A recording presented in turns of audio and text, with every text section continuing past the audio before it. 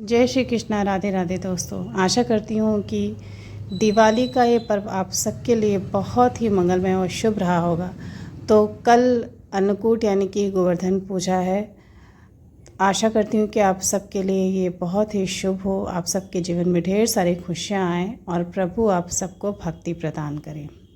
दोस्तों, आज आप सबके लिए मैं लड्डू गोपाल की एक बहुत ही रोचक सत्य घटना, दिल को छू जाने वाली और भावुक कर जाने वाली एक सच्ची घटना सुनाने के लिए लेकर आई हूँ। दोस्तों, आप सबके घर में देवी देवता की मूर्तियाँ होंगी और हो सकता है कुछ भक्तों के घर में लड्डू गोपाल भी विराजमान हों। लड्डू गोपाल एक बार जिस भी घर में आ जाते हैं वहाँ पर दुख और कष्ट धीरे धीरे ख़त्म होने लगते हैं। ऐसा मैं नहीं बोल रही हूँ, ऐसा बहुत सारे भक्त स्वयं कहते हैं जिन्होंने लड्डू गोपाल की सेवा की है या फिर करते हैं या कई सालों से जिनके घर में ठाकुर जी विराजमान हैं। ऐसा सभी भक्तों का मानना है। हमारे ठाकुर जी इतने दयालु, इतने प्यारे, कृपालु हैं कि वो कभी भी अपने भक्त को दुखी नहीं करते। उसके ऊपर आने वाले हर संकट को वो इतना आसान बना देते हैं कि वो कैसे उसको पार कर लेता है उसे खुद भी पता नहीं चलता। लेकिन दोस्तों, क्या हम अपनी तरफ से ठाकुर जी की जो सेवा होती है वो अच्छे से करते हैं?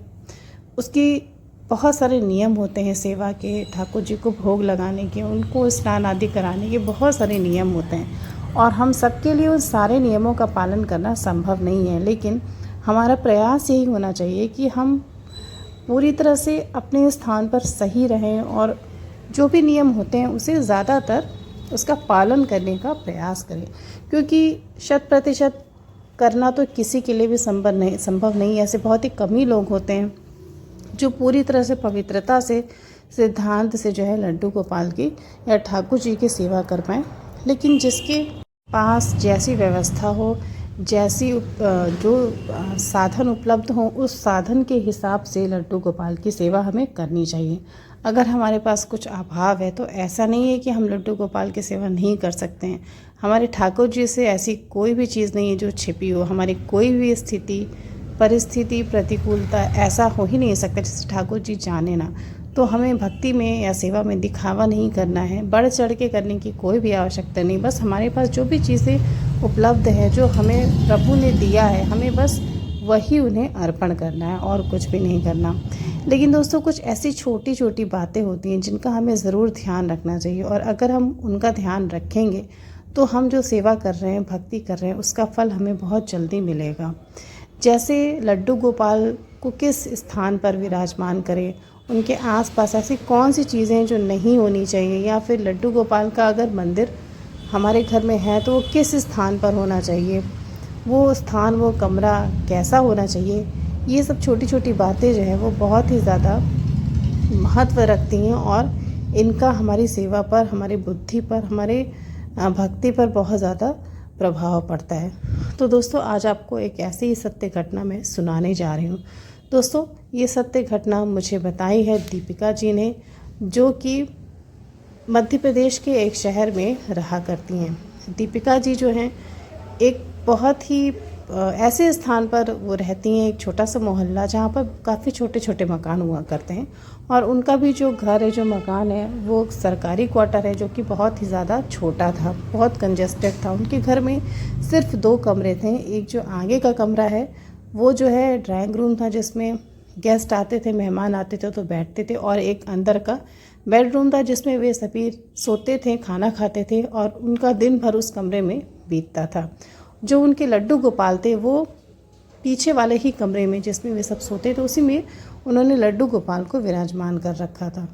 घर बहुत ज़्यादा छोटा था और सरकारी क्वार्टर होने की वजह से बहुत कमज़ोर था। पूरे घर में बहुत ही ज़्यादा सीलन थी और सबसे बुरी बात ये थी कि लड्डू गोपाल जिस स्थान पर थे उसके बगल में जो दीवार थी वो दीवार शौचालय की थी।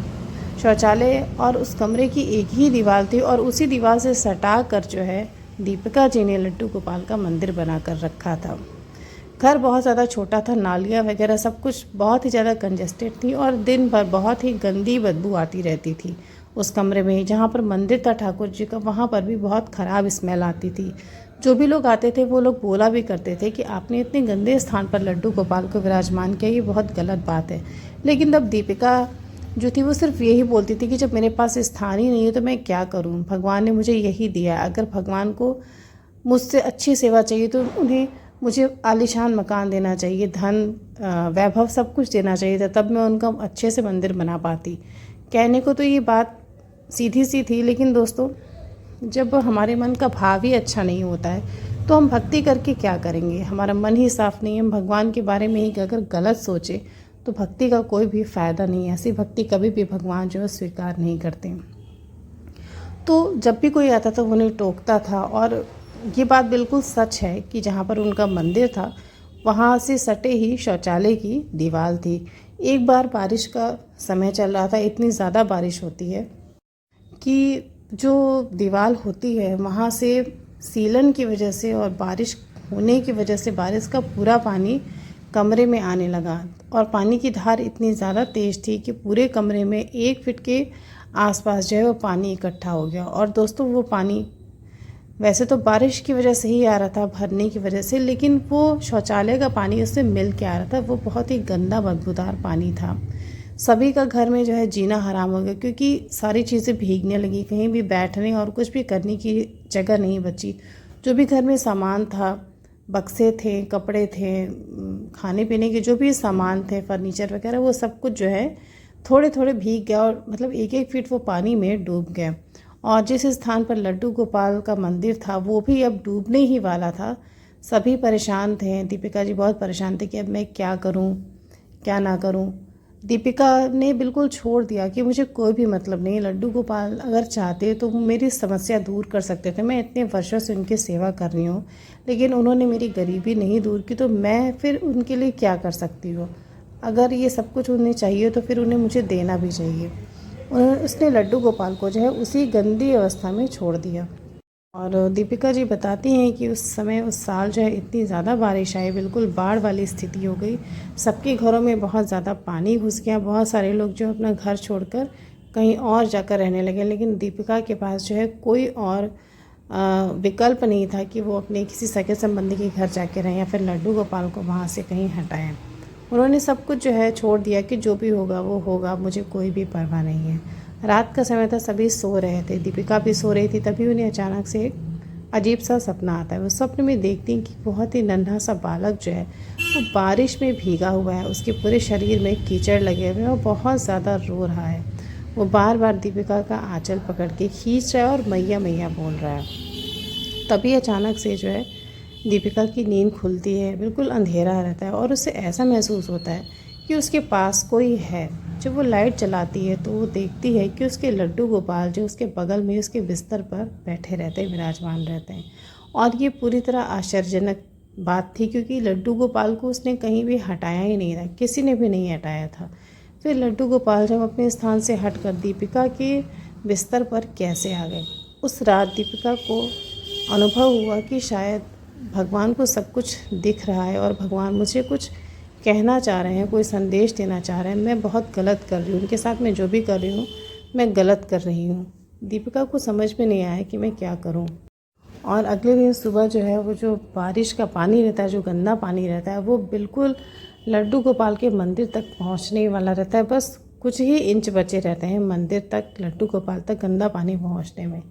दीपिका बहुत रोती है और अपने पति से कहती है कि अगर मैं भक्त हूँ प्रभु की, अगर मैं प्रभु की सेवा करती हूँ तो मेरी जिम्मेदारी बनती है कि मैं उन्हें उचित जगह पर रखूँ। लेकिन मेरी मति मर गई थी कि मैंने उनके बारे में सोचा ही नहीं। वो अपने पति से बोलती है कि हमें अभी कोई ना कोई घर किराए पे लेना पड़ेगा। उसका पति उससे बोलता है कि अभी हमारी स्थिति नहीं है कि हम किराए पे घर ले लें, क्योंकि किराया अधिक लगेगा और हमारे पास पैसा नहीं है। दीपिका बहुत ज़िद करती है कि आप मेरी बात मानो, यहाँ से हट जाओ और हमारे लड्डू गोपाल को किसी साफ स्थान पर ले चलो। उसके पति बोलते हैं कि हम सब पानी से परेशान हैं, बाढ़ से परेशान हैं, और तुम्हें लड्डू गोपाल की पड़ी है, तुम्हें मेरी चिंता बिल्कुल भी नहीं है, हमारे घर की, हमारे सामान की चिंता नहीं, बच्चों की चिंता नहीं, तुम्हें लड्डू गोपाल की पड़ी हुई है। दीपिका को ये बात सही भी लगती है, लेकिन वो बोलती है कि देखो, जब भगवान को ही हम ठीक से नहीं रखेंगे तो वो हमारे पर कृपा कैसे करेंगे। हम चाहे जिस भी स्थिति में रहें, लेकिन वो प्रभु हैं, उनकी जिम्मेदारी हम पर है, और इसलिए मैं कुछ भी करके उन्हें यहाँ से हटाऊंगी। उसके पति कहते हैं कि मेरे पास एक भी रुपया नहीं है अभी अलग से मकान लेने के लिए, लेकिन दीपिका ने ठान लिया था कि ये मकान वो लड्डू गोपाल के लिए छोड़कर कोई अच्छा सा मकान लेकर रहेगी। दीपिका अपने पति से बोलती है कि मेरे पास सोने के कुछ जेवर हैं, आप उन्हें या तो गिरवी रख दो या तो बेच दो। मुझे जेवर, मुझे धन, ये सब कुछ भी नहीं चाहिए, मुझे बस मेरे लड्डू गोपाल सही सलामत स्थिति में चाहिए। अपने पति से बहुत ज़िद करती, वो बार बार मना भी करते हैं, लेकिन अंत में दीपिका उन्हें मना लेती है और वे दोनों पति पत्नी चल पड़ते हैं मकान देखने के लिए। उस स्थान से थोड़ी दूरी पर जहाँ पर बाढ़ की स्थिति नहीं होती वहाँ वे जाते हैं और एक अच्छी सी कॉलोनी में एक अच्छा सा साफ़ सुथरा मकान ढूंढ ही लेते हैं। प्रभु की कृपा से दीपिका को एक बहुत ही अच्छा मकान मिल जाता है। किराया बहुत ज़्यादा रहता है, उन दोनों के लिए इतना अधिक किराया देना बहुत कठिन था, लेकिन दीपिका ने अपने सारे जेवर जो हैं लड्डू गोपाल के लिए गिरवी रख दिए और उस मकान का पहला किराया एडवांस चुकाया और लड्डू गोपाल को लेकर अपने सारे सामान के साथ उस मकान में वो शिफ्ट हो गई।